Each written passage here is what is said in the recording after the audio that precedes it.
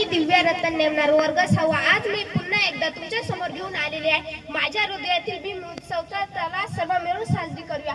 दीनदलिताची तलवार होऊन गेले होते, अन्यायाला प्रहार होऊन गेले होते.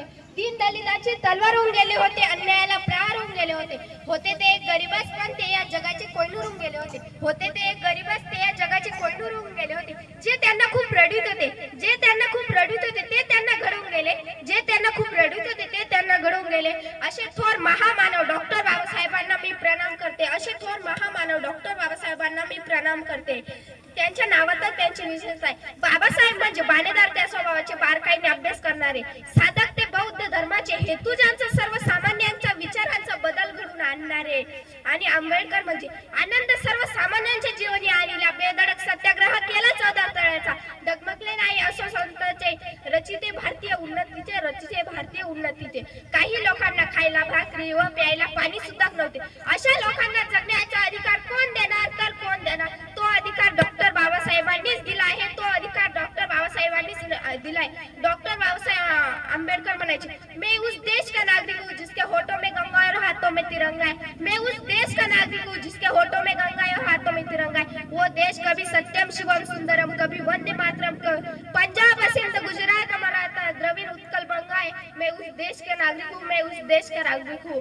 डॉक्टर बाबासाहेब आंबेडकर यांचा जन्म 14 एप्रिल 1891 रोजी मध्य प्रदेश येथील मऊ या गावी झाला होता. त्यांच्या वडिलांचे नाव रामजी असे होते व आईचे नाव भीमाबाई असे होते. डॉक्टर बाबासाहेब आंबेडकर यांचे पूर्ण नाव भीमराव रामजी आंबेडकर असे होते. त्यांना डॉक्टर त्या अशा अनेक पदव्या मिळाल्या आहेत.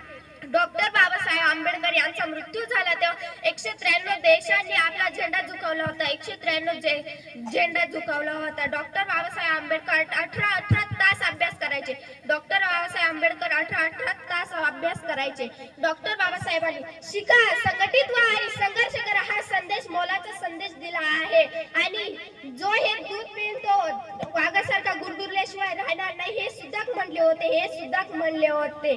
डॉक्टर बाबासाहेब आंबेडकरांनी संविधान लिहून देशाला मोठं केलं आहे. आणि डॉक्टर बाबासाहेब आंबेडकर हे एक महान नेते सुद्धा होऊन गेले आहे. त्यांना डॉक्टर ही सुद्धा पदवी मिळाली आहे. माझ्या भाषणाचं शेवट एवढंच म्हणेल की माझ्या भाषणाची एवढीच म्हणेल की धन मिला तो धनवान हो गया, धन मिला तो धनवान हो गया, ताकत मिली तो पहलवान हो गया, ताकत मिली तो पहलवान हो गया. और मुझे एक ही खुशी है, और मुझे एक ही खुशी है कि मुझे भीम जी मिल गए और मैं इंसान बन गया. और मुझे इतनी खुशी है मुझे भीम जी मिल गए और मैं इंसान बन गया. माझ्या भाषणात शेवट एवढेच म्हणेल की माझ्या भाषणात शेवटची ओळ एवढेच म्हणेल की या मराठवाड्यातला तो कोकणच्या पाड्यातला, या मराठवाड्यातला तो कोकणच्या पाड्यातला, होता अशिक्षित माणूस सारा समाज खेड्यातला, होता अशिक्षित माणूस सारा समाज खेड्यातला.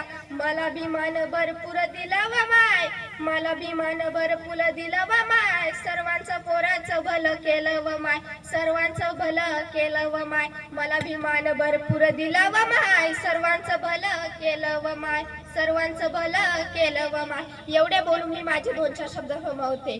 जय भीम.